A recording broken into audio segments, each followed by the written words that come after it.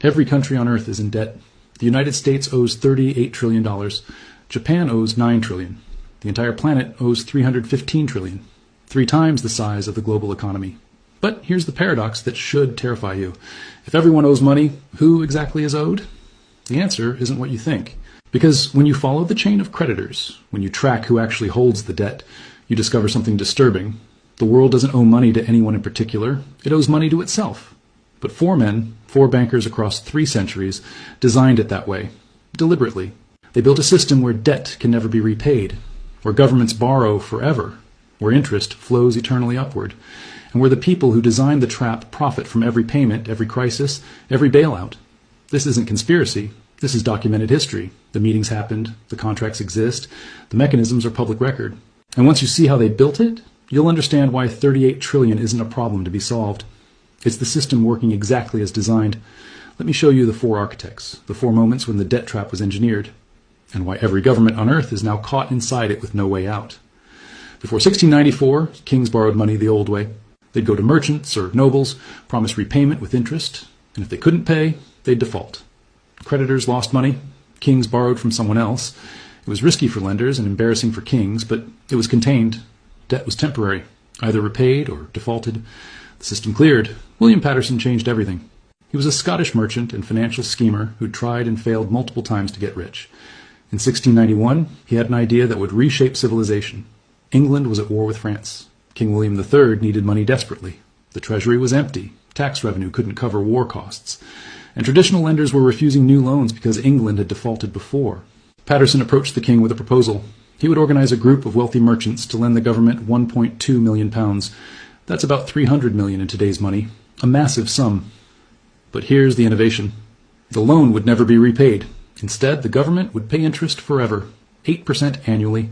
And to manage this arrangement, Paterson proposed creating a new institution, the Bank of England. The mechanics were revolutionary. The merchant lenders would give their gold to the Bank of England. The bank would lend it to the government. The government would pay interest annually from tax revenue. And the bank would pay that interest to the merchant lenders. But here's the critical detail. The government wouldn't repay the principal, ever. The loan was permanent. Why would merchants accept this? Because the interest payment was guaranteed by Parliament. It was backed by the government's taxing power. As long as England could tax its citizens, the interest would flow. And the banknotes the lenders received in exchange for their gold could be traded. They were as good as money, better than money, because they paid interest. Parliament approved Paterson's scheme in 1694. The Bank of England was chartered. The merchants provided their gold. The government got its war funding. And for the first time in history, national debt became permanent. Not a problem to solve, a feature of the system. And here's what nobody explains about why this was brilliant for the bankers. The government paid 8% interest annually on £1.2 million. That's £96,000 per year, forever. The merchants had essentially bought an annuity from the government. As long as England existed, as long as it could tax, the money flowed. And if they wanted their gold back, they could sell the banknotes to someone else. The debt was transferable but never repayable. But Paterson's real genius was what came next. The Bank of England was given the right to issue banknotes backed by the government's debt. They could print paper money up to the value of the loan. This created money out of debt. The government's IOU became currency. And the more the government borrowed, the more money could be created.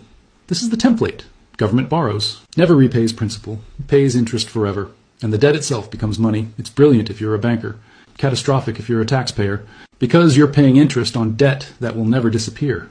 Within 50 years, every major European power copied the model. France created the Banque Générale.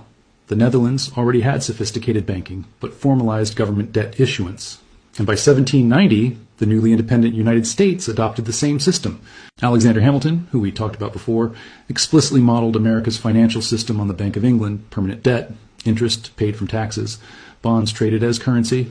Paterson died in 1719, not particularly wealthy, despite creating the Bank of England. But the system he built persists 331 years later. The Bank of England still exists. British government debt has never been paid off. It's been refinanced, rolled over, and expanded, but never eliminated.